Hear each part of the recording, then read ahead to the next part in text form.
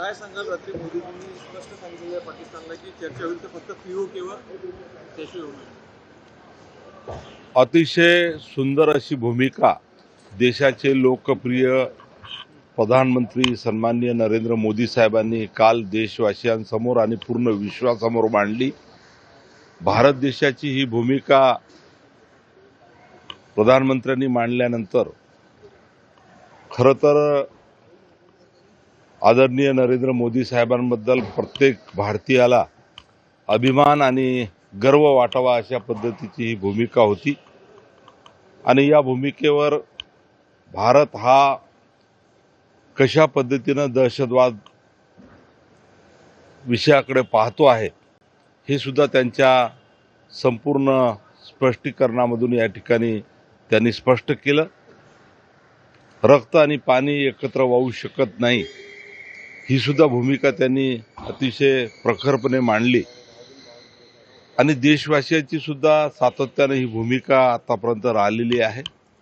प्रामुख्याने वंदनीय शिवसेना प्रमुख बाळासाहेब ठाकरे ह्याच भूमिकेचं नेहमी सातत्याने जाहीर सभेमधून बोलायचे आणि आज शिवसेना म्हणून आमचे जे मुख्य नेते आहे सन्माननीय एकनाथरावजी शिंदे साहेब यांनी सुद्धा मधल्या काळामध्ये हीच भूमिका मांडली की पीओकेच्या ताब्यात असलेलं काश्मीर, पाक व्याप्त काश्मीर हा भारताला या ठिकाणी मिळाला पाहिजे।